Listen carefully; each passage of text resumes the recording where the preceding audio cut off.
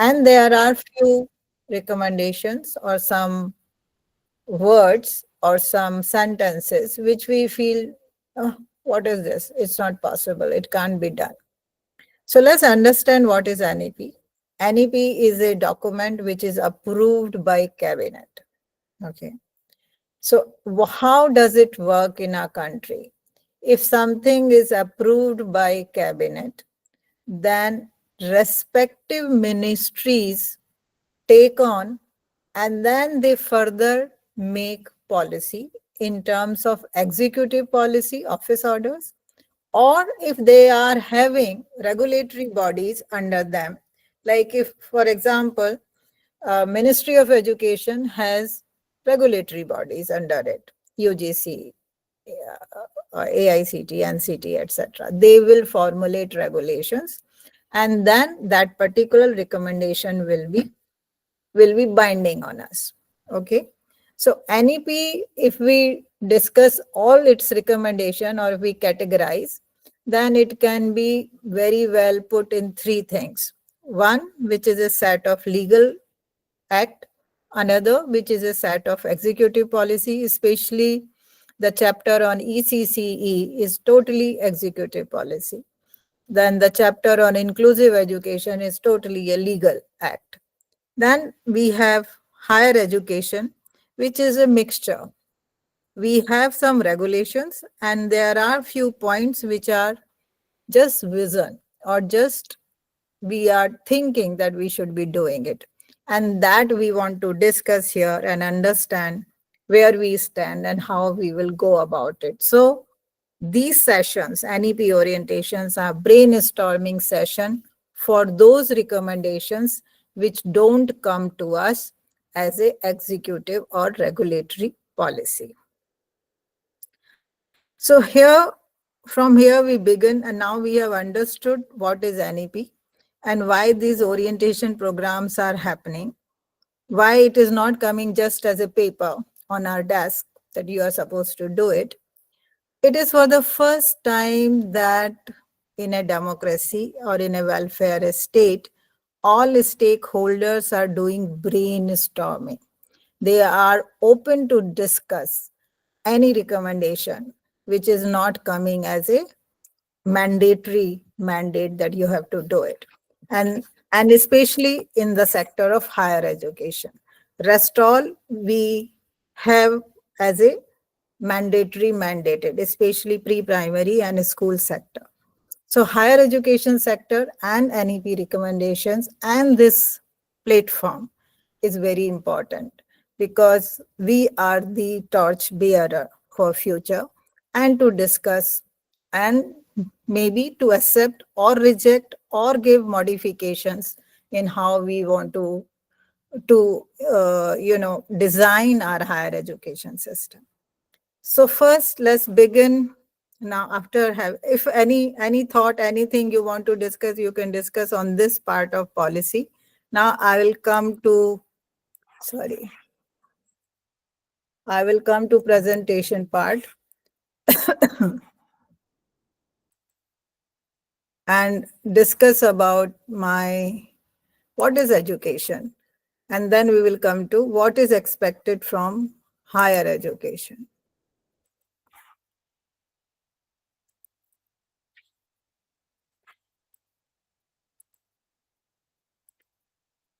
Is the PowerPoint visible? Yes, Hello. ma'am, it's visible. Okay. So let's understand what is education, what we understand. We all are teachers. So what we mean by education, what NEP is wanting us to do through education. Anybody?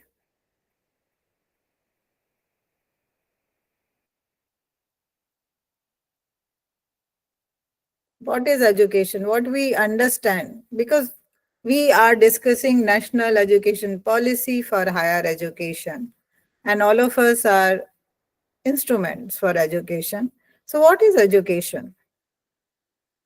For what we are designing a system or a structure as a sector. Anybody? May I? Yes, please. Ma'am, education is the transmission of knowledge, Mm-hmm. skills, character in the various forms. Yes. Okay. Uh, Yes. So you are saying education is transmission, okay, of a skill, knowledge, and character. So that means there is a point A, point B, and we are transmitting. Okay. Anyone else? What is education? What we are doing in this education sector?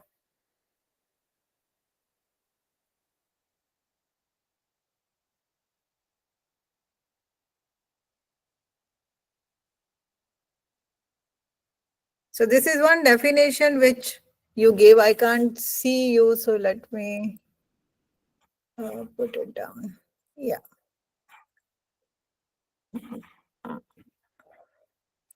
Because I can't see your name, so I am.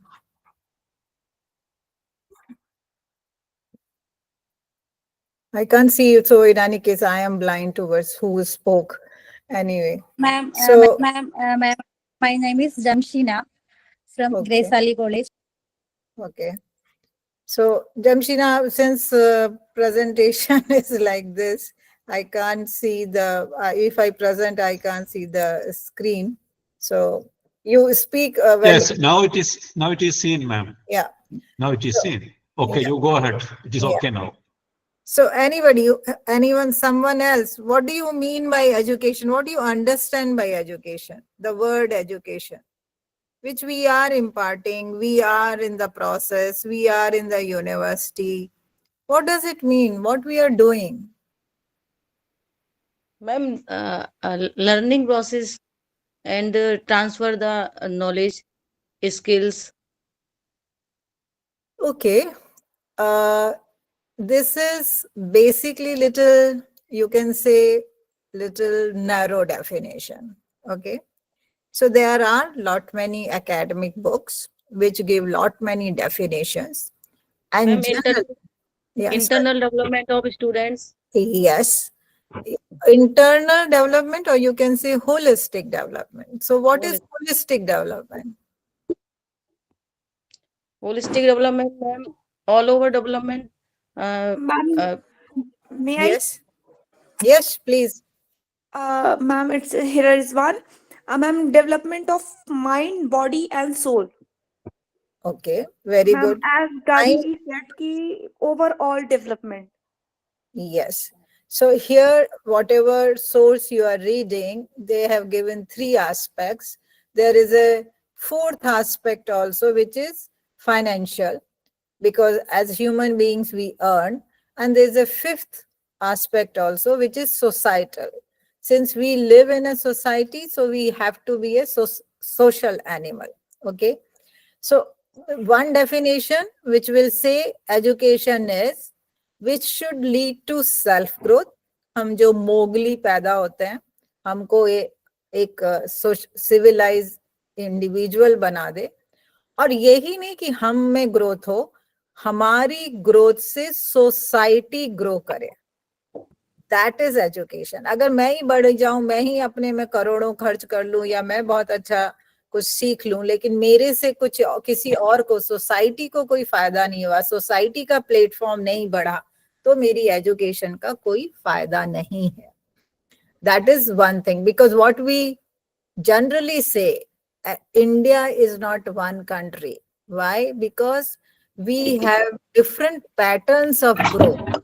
At one place, one city is highly developed. You will see it may, you can say, no, no, we also have the same thing what you have in Singapore or US.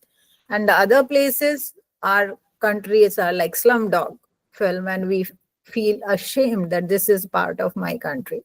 So growth is not really uniform. It is in spikes and sometimes in holes. So that is not education. Now, this is one part of education. Then what is education? When you said transmit, then in transmission, we are transmitting our beliefs. Okay.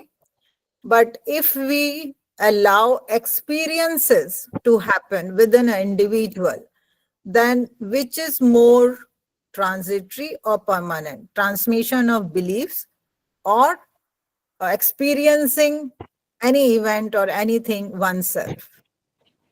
What is more permanent? Belief versus experiences.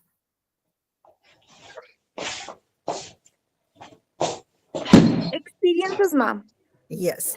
So this is another thing, whether our education is transmitting beliefs, what my earlier generation had some beliefs and I transmit the same, or I am allowing this generation to experience themselves what is equity, equality, justice, friendship, and all these things as a experience, and then they learn. Okay. Now, this is the next point, that belief, when we believe in transmitting beliefs, then it is related to memory. Okay. And memory is cyclical and parrot, which generally we feel that our education system is not really producing uh, people who can question or criticize. They are like parrots. So if we go for belief, transmitting beliefs, then it is a cyclic process which keeps on happening. And this is one of the disadvantage or demerit of the education system. Now, the very profound, very profound uh, point or experiences, when we experience something and we realize that as an experience, it goes in our genes. If somebody is talking, please don't talk. Please mute your mic, otherwise it becomes little disturbing. Hello? Dr. Needu ma'am, kindly mute your mic. Dr. Needu ma'am, Needu Chauhan, kindly mute your mic, please. Yes. Needu ma'am, kindly mute your mic, please. Okay. Yeah. So when we say that education should be where we are imparting experiences, and why we say it is better than beliefs, because when we experience something, it goes in my genes, it goes in my element level, and it helps in evolution of the next generation. So generational learning happens if we are experiencing something. Now you see the profoundness, the way we transmit education and what is its impact on society. So if this is the definition of education, which type of education will you like to design? Belief-based or experience-based?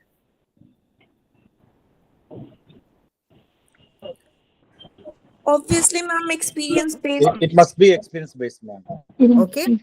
So all the evolution which has happened today, if I learn how to swim, or if my other, we always say, no, the next generation is more smart.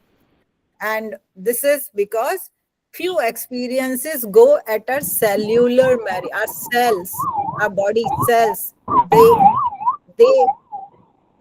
they absorb that experience. Now, if this is education, how we have to design it, what we have to do it, okay? And when we design it, we prepare an educational framework, okay? And educational frameworks are also of 3 degrees or three. I think administration can mute them. Sorry. Yeah.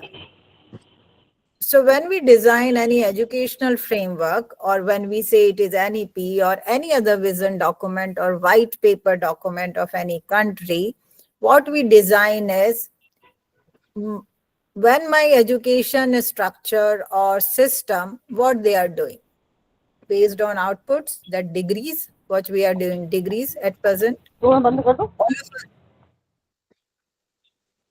of us are giving degrees, all educational institutions. And then we have been giving degrees since ages, since 100 years, from the very first university when we established. Then came again another criticism. These degrees are worthless. Our graduate students are not getting jobs. Even our IIT students are jobless. There is such a huge unemployment. So, what is our educational framework? We thought, no, degrees are not enough. There should be another thing which is called outcome. The outcome of education should be job. Okay, output was degree, outcome should be a job. Okay, so all of us got degree, we got a job, and fine, we are getting some jobs and we are earning something. Then again there is a debate or discussions कि उसका तो कोई impact he नहीं हुआ. यहाँ पे IIT Delhi है, दिल्ली के बाहर ही उस चौराहे पे ही भिखारी घूम रहे हैं. हमारे कंट्री में तो इतनी सारे PhDs हैं, इतने सारे IIT IIMs हैं, हम किसी किसी को करोड़ों का पैकेज मिल रहा है, लेकिन हमारे HDI तो हम अभी भी एज ए कंट्री 173 पे हैं. GDP हमारा बहुत कम है, करेंसी वैल्यू हमारी रोज ही नीचे जाती है. लोएस्ट अभी रिसेंटली था, लोएस्ट है rupee on it's. So what is it, what we want now? So educational planners started thinking, this is not education. Education should have impact, an impact on development. If my IITs, IIM, central universities or private universities are not giving us that impact, that means there is something wrong in our education system. And so we are moving away from output to outcome to impact. That is now thinking that how we should be designing our education system. And we will see how NEP is coming to that or not. Okay. Any question, any observation, any comment on this?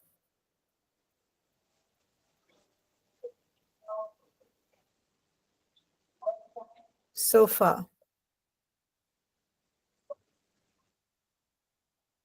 Ma'am, Yes.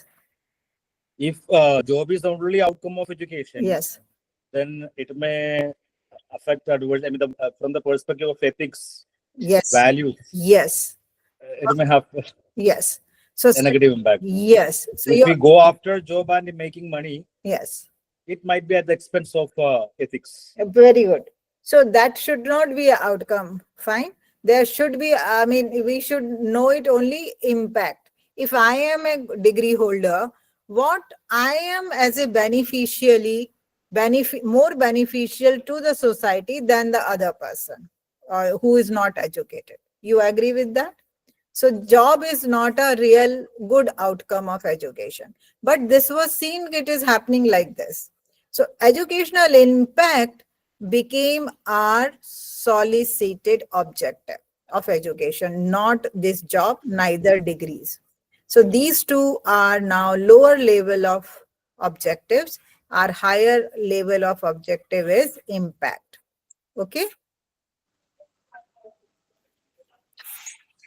HDI, GDP, currency value, these things. Now let's see the impacts. What is the educational status and their developmental status? All of you know what is GER, gross enrollment ratio? Do you know what is GER?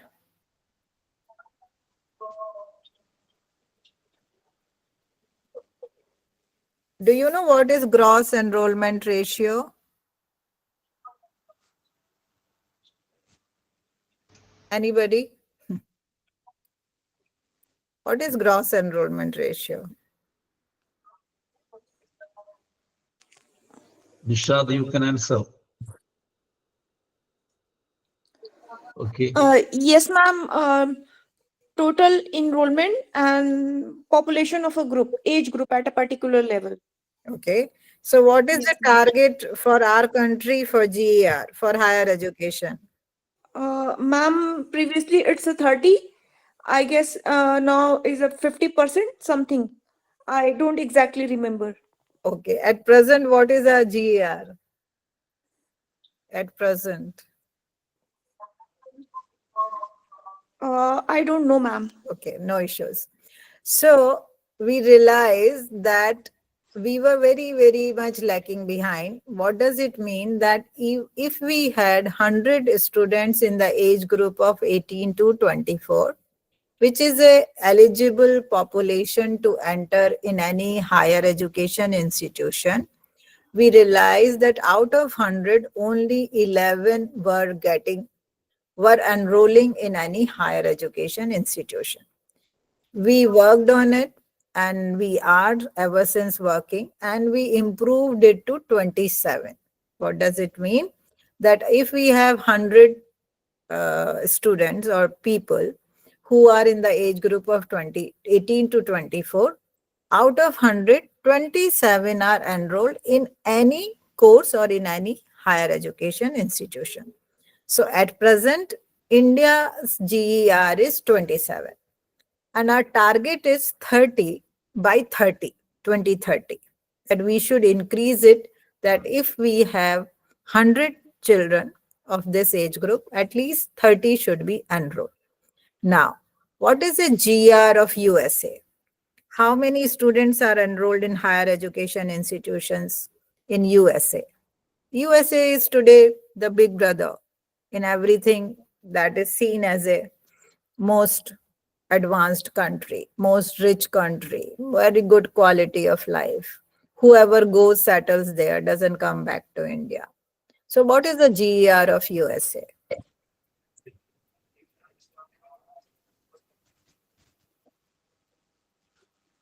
Any guess? Any guess? Ma'am, 70 to 80% approximately, I guess. Okay, good guess, but there is a 60%.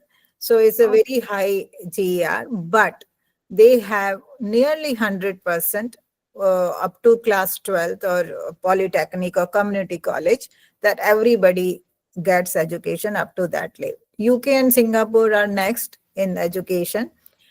Germany, South Korea don't have very high GAR, but they have 90% vocational education for all. In South Korea, it is out of 100, 90% children are plus 2 vocationally trained.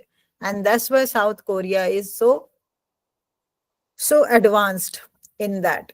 And we are really not that advanced. Okay. So far, let's see where how we have been planning our education, what our policies have been doing, what have been the goals of our higher education in our country. Anybody can tell me what were the goals of higher education in our planning commission documents or previous educational policies? We know we have NEP 86 and we had education policy of 68. And after that, 5-year plans. So where we were trying to go, what were our goals for higher education? Ma'am, research and innovation, developing skills, and I guess inclusion and equity.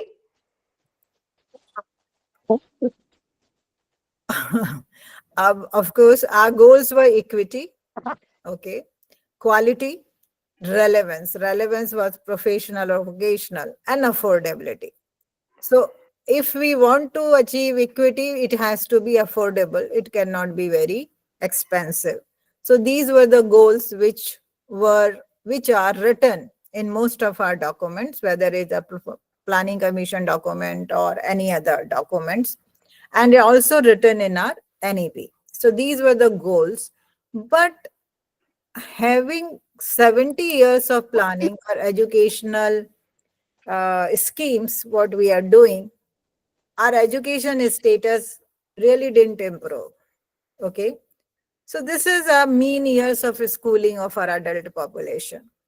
Where we stand, if we make a visual presentation where all countries are standing in a queue America, US, UK, Australia, New Zealand, and we rank them as per their qualification. My country, India, stands at class 5. That is the average qualification of my country. So if all the prime ministers are made to stand in a row, that is the place my prime minister will get. So this is not a really good status. Certainly, we would like to improve. Would you or would you not? Would you like to change this status of your country? Yes, ma'am, but for that change, we have to fulfill our basic need first, I guess. What is our basic need? Food. Uh, can say, ma'am, food and education both. Yes. Quality education, actually, which can transform the minds of a people. Okay. So how we should do it?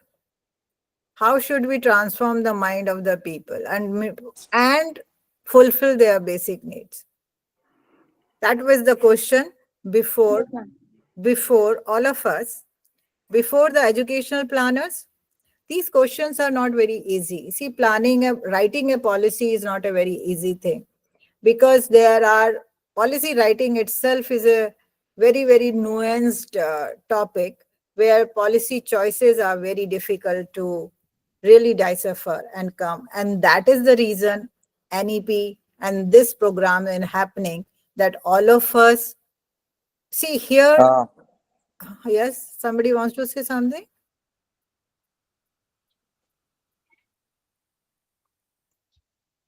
Anybody wants to say something?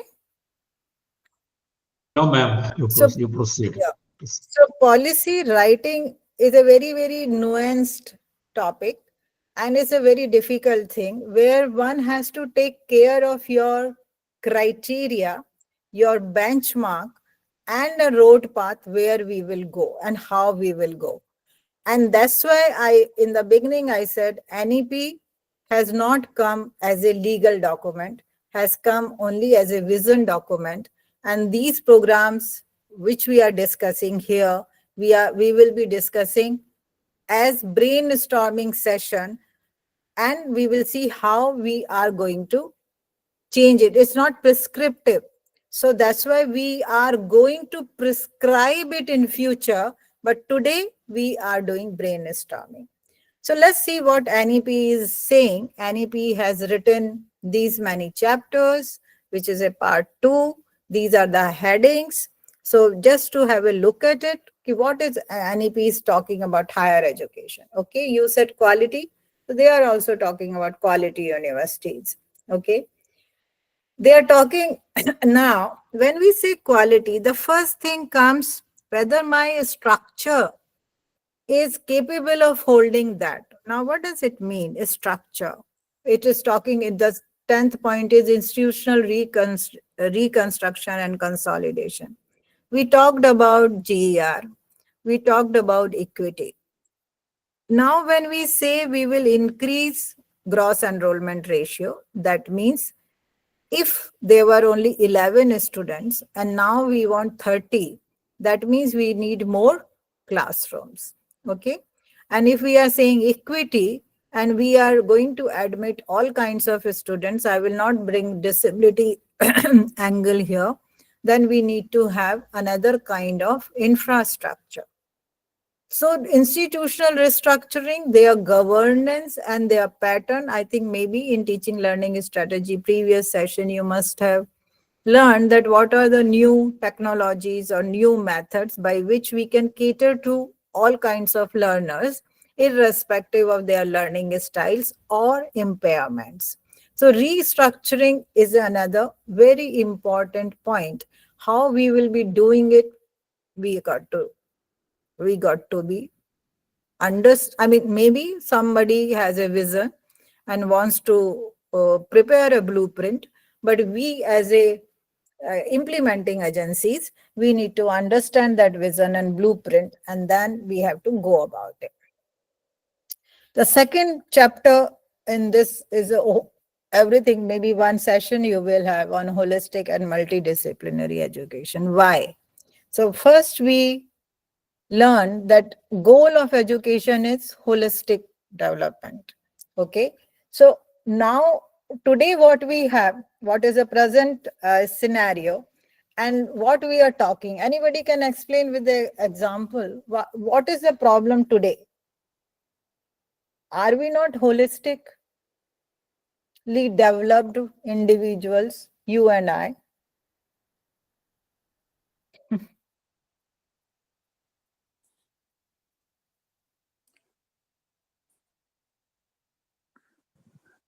Are we? What does it mean holistic? What is it talking? When we, what we want to change? What is the wrong today in you and in me, who are educated people? And what is this NEP asking for?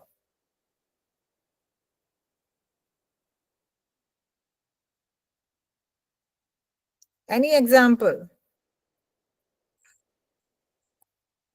What is holistic?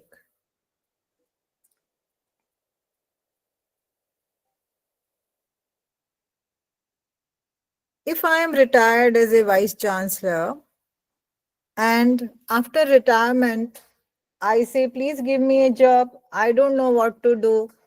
I am totally useless. I said, but what are your skill set? What you can do? They said, no, I can only order around. There were always people to work and I can only order. Do you think he is an educated person or she is an educated person? No, ma'am. Okay.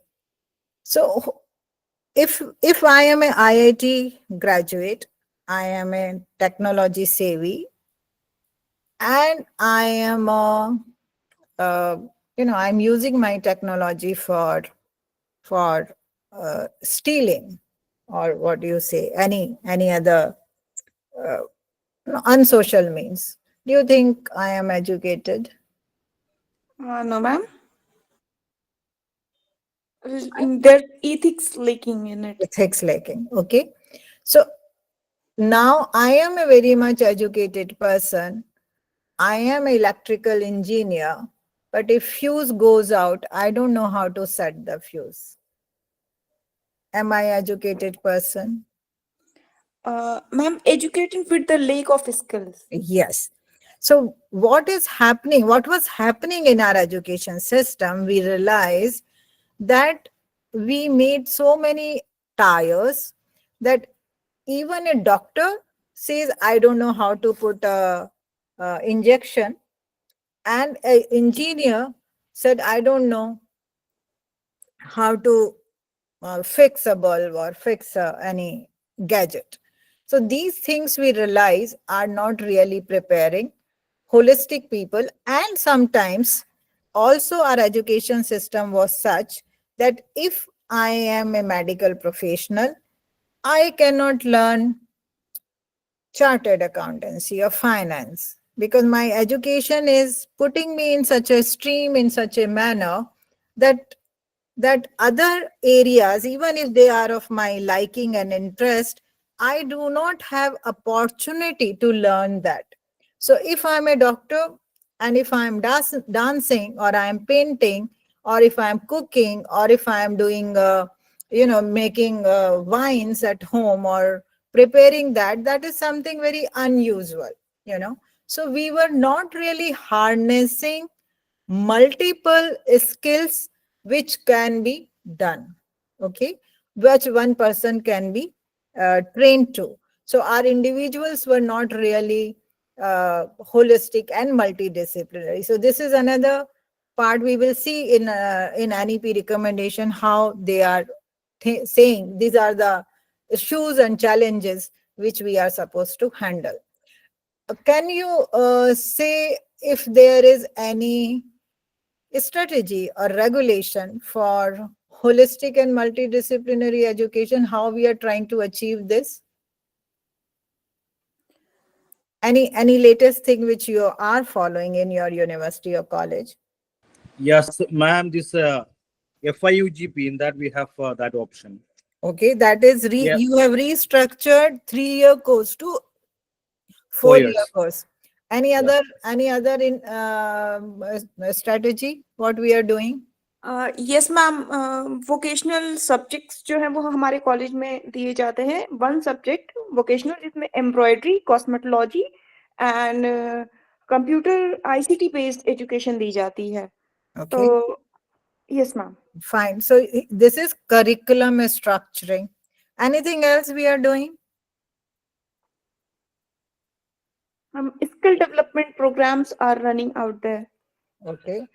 Anything else we are doing? Sorry. We have so many online courses. Yes, now you are coming on that. So what is this online courses and MOOC and credit transfer? Yeah, credit transfer. We have academic credit bank, and students can have different online courses. Yes. It will be credited to their bank. Apart from that, they will have they can what we can say widen the horizon of their knowledge to different disciplines. Yes. So this is what we have now started after NEP with the help of new regulations of UGC. Fine. Then the next chapter is on optimal learning environment and support for students. So what are we doing for this?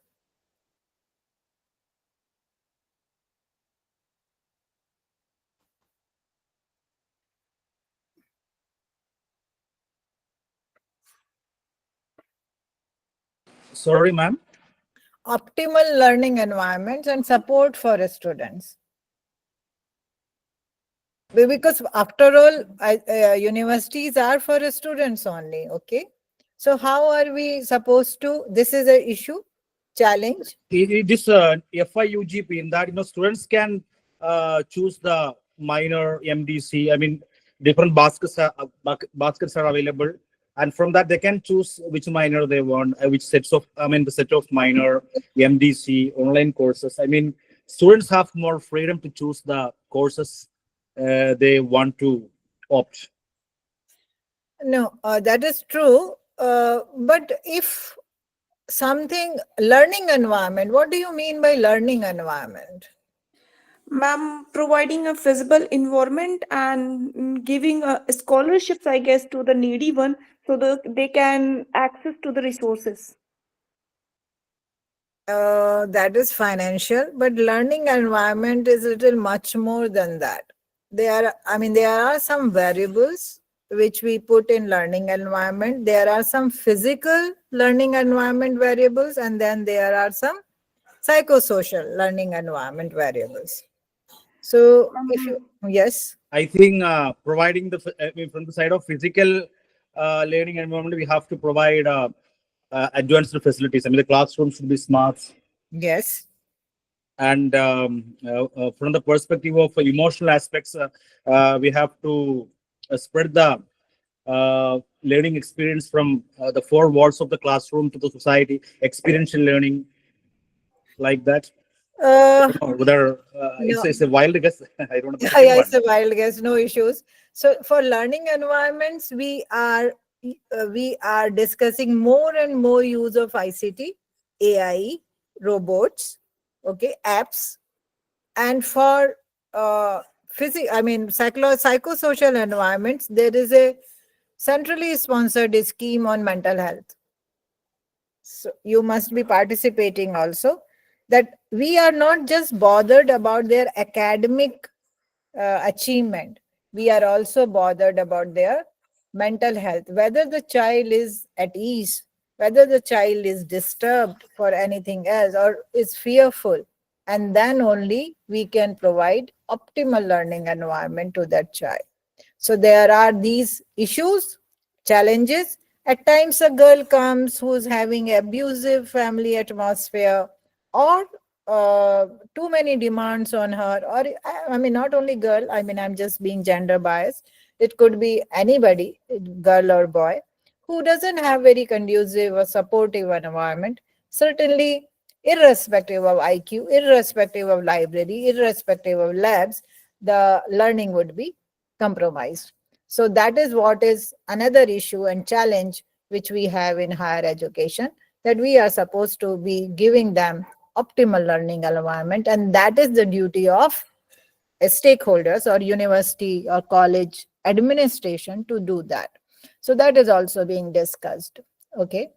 Certainly, a teacher is unreplaceable. No, you can't replace a teacher. So it has to be motivated, energized, and a lot many things are happening to glorify the teaching job of a university. Okay. So that process has begun from, I think, fourth pay commission. Now eighth pay commission is coming. And I don't think teachers have any issues with respect to low salaries. I mean, those who are in permanent and regular jobs. So that is also happening. There are a lot many other schemes to, I mean, this NEP orientation and other research grants and other things. So the teachers are always, enthusiastic and learning. Another very major part of this NEP is equity and inclusion that I won't touch. Of course, you will have another session, which means all types of children. This is another paradigm shift, which is a very big issue and challenge before many of us, because we are not really trained or skilled to include impaired students in our classrooms and to give them material at par with others. So equity and inclusion is a big issue, and this is not just a vision document here or recommendation. It is a prescription because RPWD Act has legislated it. So it is a legal act, and we have to include all people with any kind of disability. They are going to be part of our education system. And maybe we will have more Stephen Hawkins and Helen Keller in our university system. Anybody wants to say anything on this equity and inclusion? It's a very interesting topic. Ma'am, in fact, here in Kerala, Yeah. on average in a classroom, we have 55 students. Okay. And we have a very tight schedule. Yeah. Hardly 2 or 2.5 months for completing portions. Yes. We may have 4 or 5 students of special needs, and they need, in fact, personal attention. So it's really a tough task, and I think it's better to have special educators in all these, all the institutions to take care of these students. Those who are specially trained for giving them personal care. Okay. We have to take them with us. At the same time, we don't have time. Time constraint is the main problem. Yes. So what you are saying, you are right. Today, you and I are not really knowledgeable, skillful, and have right attitude to include people with impairment. But the researchers and special educators have given us understanding, knowledge, and skills that if we include them in our regular classrooms, it is good not only for them, but even for uh, people without disability, because then the society becomes holistic and compassionate to each other. So this recommendation has not come just like that, like you and I just sit on a table and we say, okay, let's include it as a imaginary output. This has been there since last 20 years. UNCRPD, UN Convention came in 2006. We made a act in 2016 after 10 years of debate and bill, and now it is part. Now this is a challenge for you and me, that if in this classroom today what I am addressing, I am only talking. So if there is a hearing impaired, that means I am not doing justice to that person. This skill I need to inculcate in me, that when I am making a presentation or I am speaking, either the person should have a technological support, or I should be able to present in such a fashion that everything is reaching all, irrespective of impairment. And it is not really difficult. You will have some sessions on this, which will tell you about tools, ICT tools, apps, and other things, where they can be very well amalgamated in a classroom situation like you and me. For example, if you just see any research study of 20 years back, you will see two variables invariably there: gender, girls and boys. Whether there is a difference in girls and boys, whether there's a difference in this girls and boys. Now we see that girls and boys don't have any intellectual, cognitive, functional differences that we should be making such comparison in our research studies. Okay. So this gender has become a thing of the past. Now, no more research studies will be doing this. Same is true with the impairment. Tomorrow you will see whether you are a person with vision or without vision, you both can be navigating the things together equally and on a equal basis. And that is what is today. It sounds utopian, but it is not really utopian, because if you see the many YouTubes or many things which are happening, we all can sit together and chat together and work together irrespective of our differences or impairments, if environment is supportive. Okay. And special educator is not really, I mean, if another session I'll take if inclusion on equity on disability, but in this session it may not be possible to really define what is disability, what is the intensity of disability, what is the degree of disability, what are the ICT tools and apps which can complement and supplement the impairment. So, okay, anyone else want to say anything?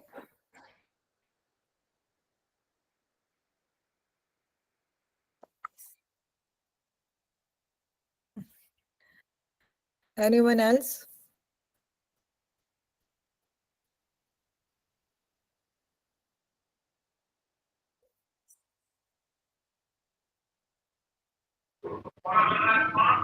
Madam, I Yeah. have one question. Yes. What is the proper definition of ICT-based teaching? Yes. Is it includes PPT presentation? Yes, very good question. No, ICT based education does not mean just PPT based, because that is very elementary. ICT based education is much more nuanced and advanced, and there are lot many ICT tools which helps, like this PPT. Okay, maybe a person with hearing impairment can see. Okay, but a person who can see and can also hear, he is getting a double input. Okay. Now, if there is a person who is visually impaired, he may have a braille computer, and where I have prior to my presentation, I will mail my PPT to him, and he can read this in braille because there is a app or there is a program, and he or she can also see. So now VI and a person without any disability are at par. Okay. But HI is not at par, because HI is not hearing. So what should I do in order to make this inclusion in HI? Okay. Okay, ma'am. Yeah. So this PPT is not at all ICT based education.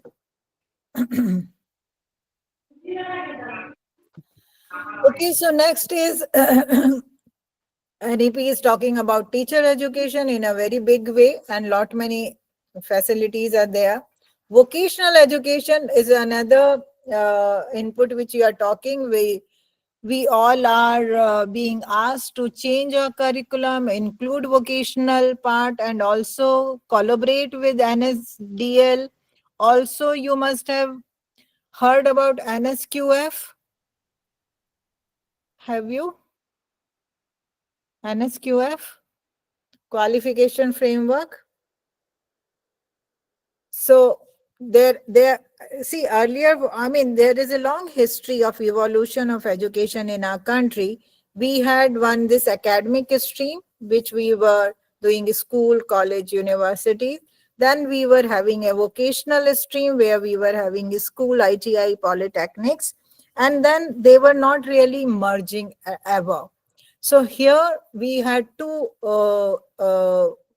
hierarchies of education, which we are now merging, that if you have done this, it is equivalent to this, and then there is a bridge you can enter.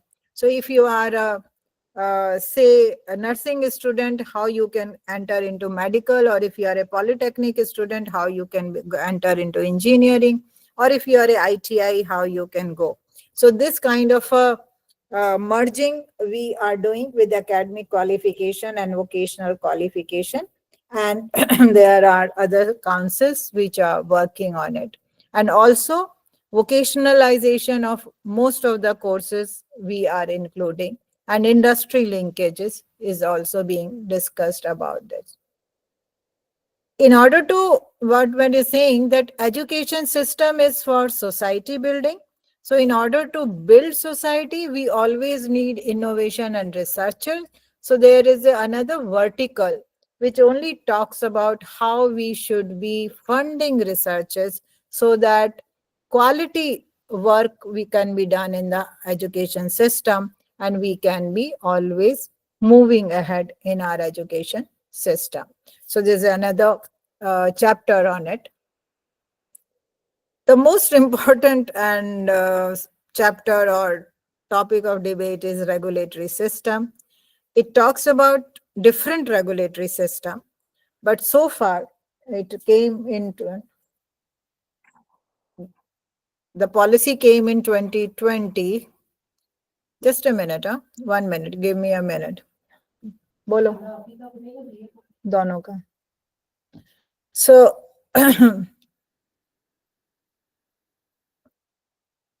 regulatory system. So it talked about doing away with UGC, AICT, NCT. It talked about doing merging all that, and also coming up with another financing institution, but it has not happened. Anybody can tell me why it has not happened?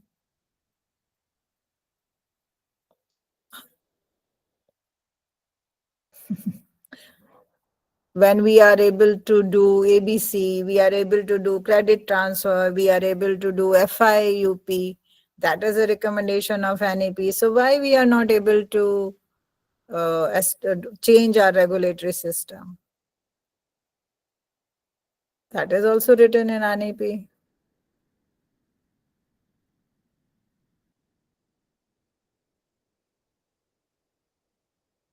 We still have UGC, whereas it talks about Higher Education Council, HEC, and GEC. So what is it? Why we are not able to do it?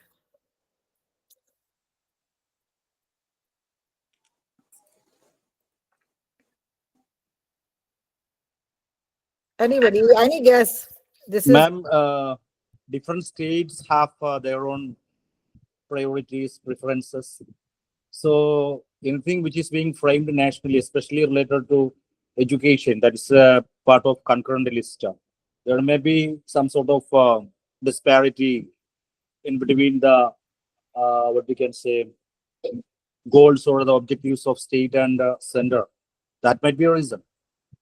okay. It's a wild answer, not totally correct. But here I will again come back to my first topic, that how policies are made. Okay. So when, as I said, NEP is a bundle of 3 kinds of recommendations.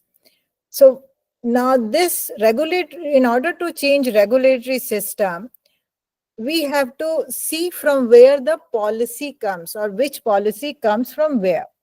For example, there was a recommendation in NEP that MPhil course will be redundant and will not be offered. Fine.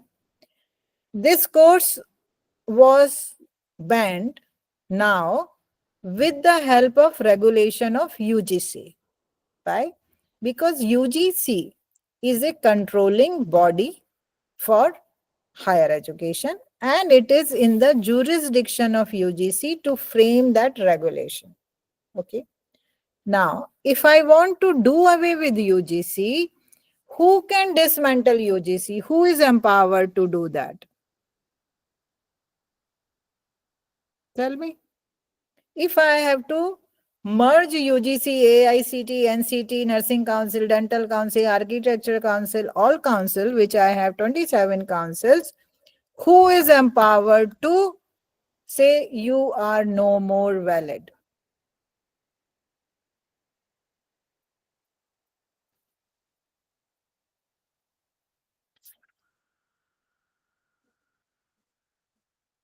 How UGC came into being? By commissions and committees, the higher bodies and regulatory governments. How UGC came into being? So it has to be done in the parliament, I guess. True, correct. So if parliament is the body which passed the act, UGC is an act. So if act has to be changed, then parliament has to change this act. No one else can change it. Okay. That's why this regulatory mechanism is still not done. And many a time people ask why NEP is only cabinet approved. It is not by parliament. It is not passed by parliament, neither in the form of act nor even in the form of framework. Parliament also passes two types of documents. One is framework, another is act. Like RTE is an act, RPWD is an act. Now, act means it is applicable to all in an equal form. Framework, again, it is, as you said, the state governments, this and that, they can decide. So, our national education policy of 86, is it an act or a framework?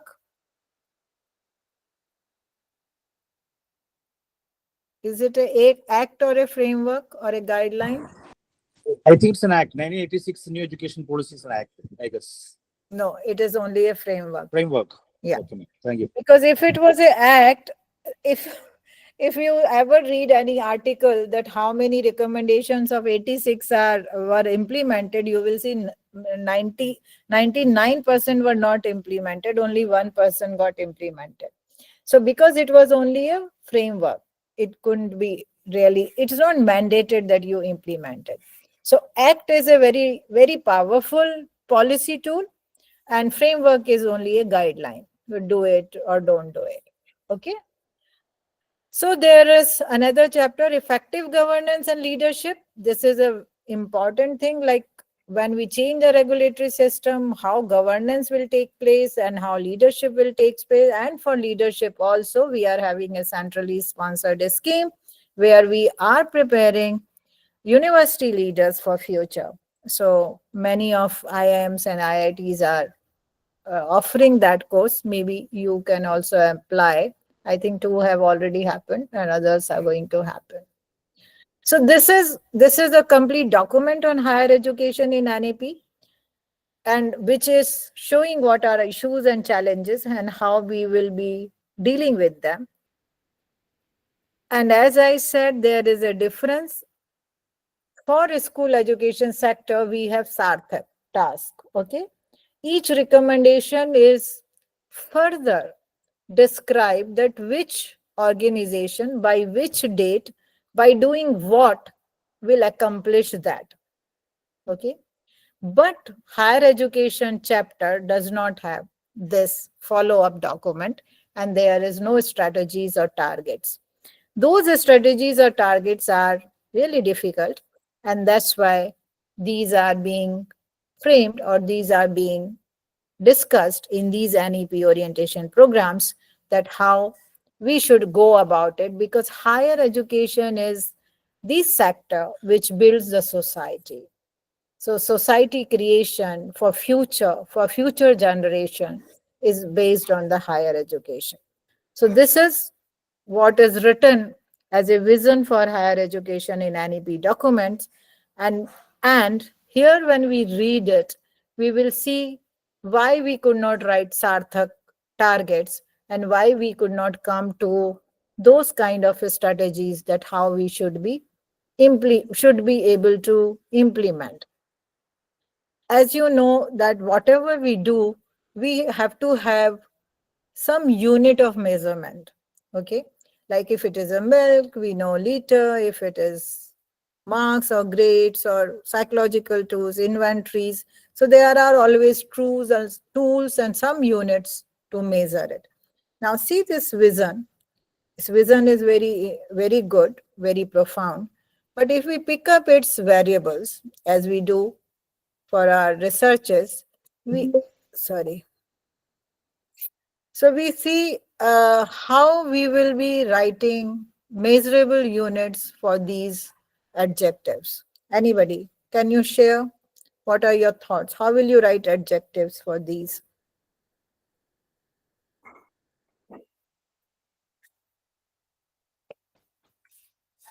What will be the measurable unit for vibrant, cohesive, happier, cooperative communities, socially engaged? First, we need to define, then we have to select a unit of measurement, and then we have to decide the target and the strategies to achieve that. So this is an issue and challenge, which you and I, see, we are not here just to receive it, we are here to give it back. So we agree that this should be the vision of a higher education for our country, but how to make a blueprint for this, how to make an action plan for this. And that is your task and my task for my country. This is the issue and challenge for us. Anybody on this?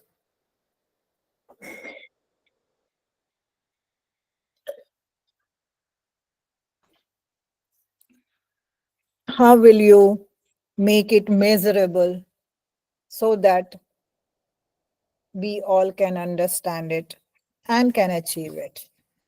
Whether you are more socially engaged or at what level, or I am more socially engaged, whether you are more vibrant or I am more vibrant, or AMU is more vibrant or Jamia is more vibrant, who is more cohesive as individual level or as institutional level.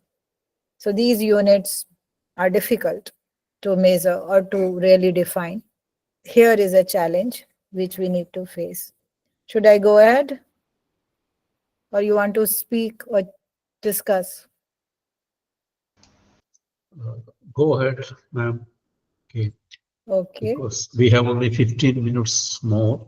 Yes. Okay. So it's not left totally. These are the strategies which are suggested for all impact or new schemes. So we are moving towards, by these schemes, we want to achieve what we want to achieve. And we have multidisciplinary undergraduate education. And we are moving towards faculty and institutional autonomy. We are revamping curriculum, pedagogy, assessment, and student support. And of course, as I said, there are institutional leadership courses and other programs and merits. So all these things are being taken up. We have already established research foundation to fund researches. And this is only a recommendation. G, governance of higher education institutions by highly qualified independent boards, not by institutions. This again is a vision, light but tight regulation, but we don't really know how to go about it. And of course, we want to have increased access, include all children, all of all variety, and scholarships are of course there. Distance learning has been become part of our education system by transfer of credits. And of course, we are not leaving behind our children with disabilities, which is 20% of our population. So these are few schemes which are going to lead us for the output of higher education. So now I'm open to question, answer, or comments or discussion, whatever you want. Okay. Thank you, ma'am. Okay. Now the floor is open for interaction for a few minutes, please.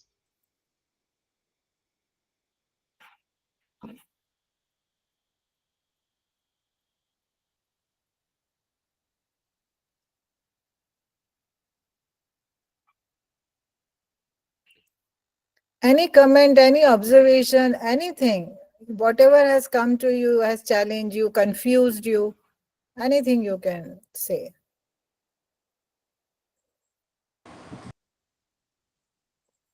Ma'am, Yes. shall I? Yes, yes.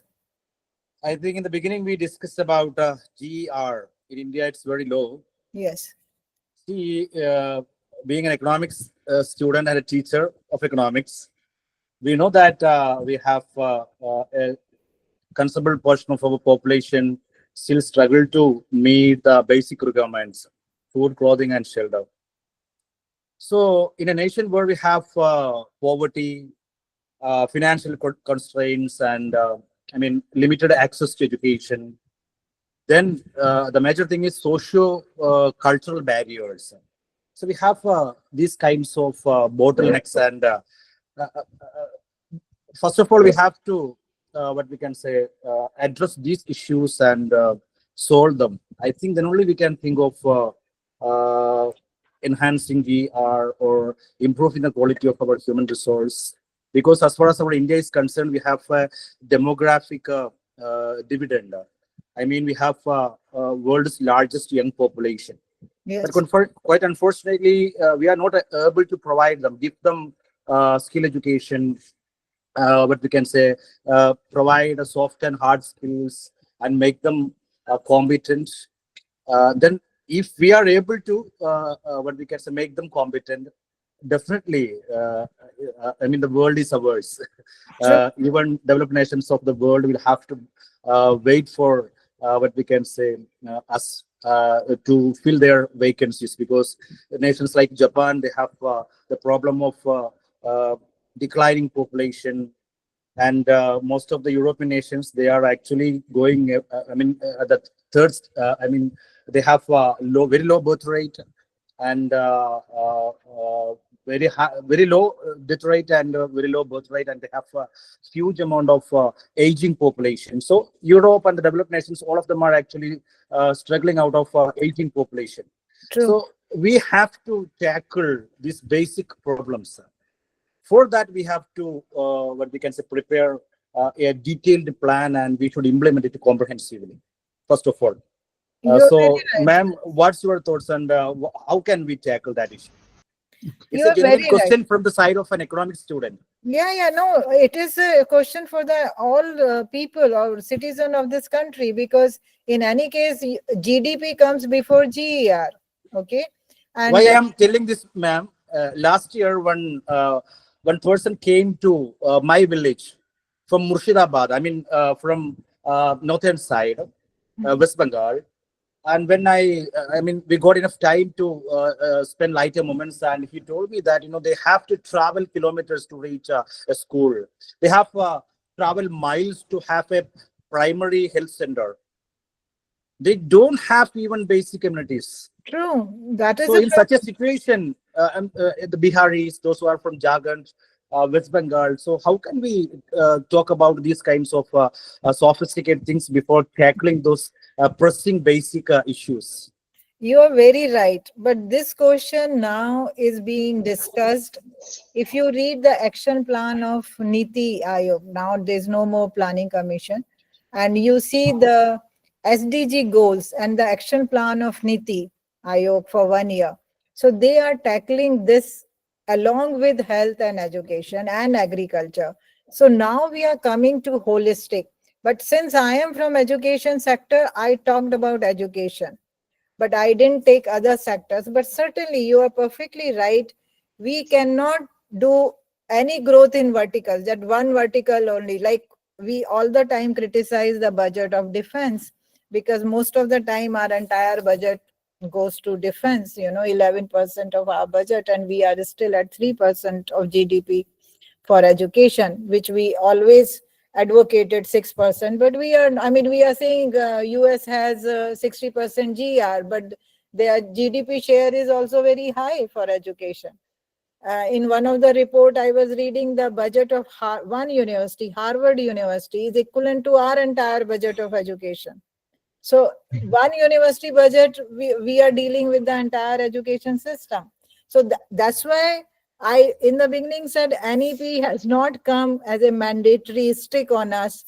That's why you and I are here to discuss, brainstorm, and say, yes, we need to change, but how we will change, this is you and I have to plan. And that's why economics, technology, everybody has to come together and give us suggestion how to go about it. Maybe technology may resolve our issue of access and cost. Fine. So all this we have to work, and that's why this NEP program, and that's why I tell everybody, kindly come and join and share, because then you and I are coming on the same platform and brainstorm on this. Okay, participants, please be brief. Others, very brief in your queries and reflections. Any more, please? Ma'am, I have a question. Yes. Okay. You are telling that NEP is not a act, and not an act, but as per UGC guideline, every higher institution are compelled to running with NEP 2020. So why it is not an act? Very good question. See, when you say UGC, whatever UGC is saying, that is that we have to implement, because UGC are regulatory body.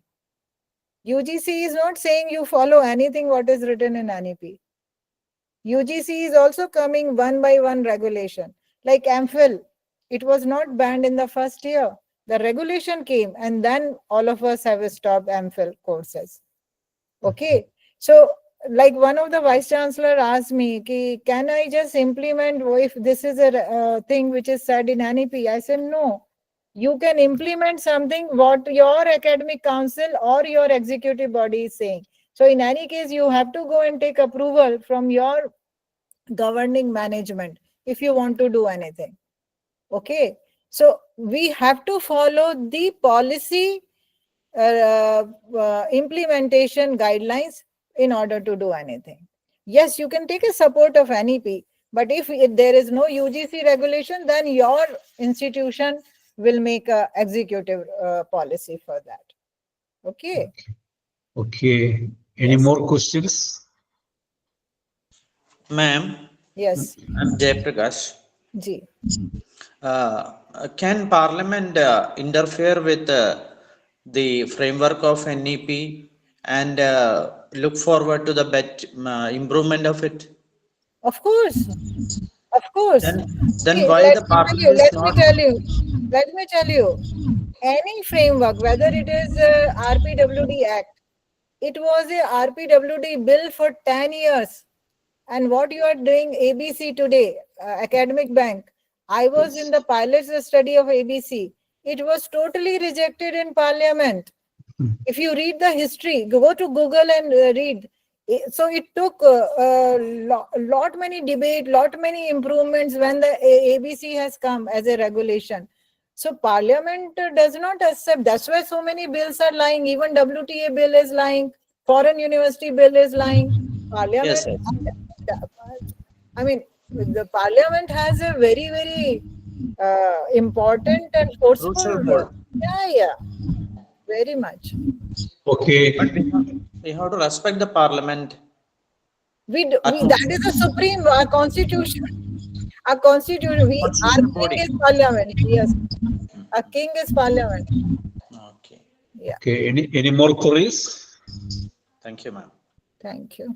Ma'am, thank you for your very highly engaging session, very informative session. And I now call upon Ms. Muhsina, the assistant coordinator of our program. Muhsina, you are online? Okay. Yes, Mr. Good evening, ma'am.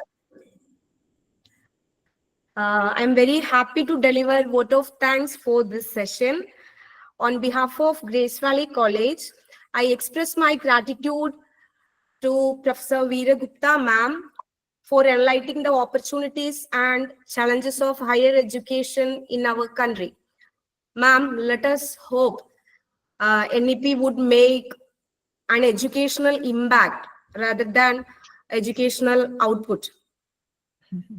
And I would like to thank Dr. Nishad sir and one Miss Hera Rizwan, who actively Yes. participated in the session, and both of you make the session more interactive one.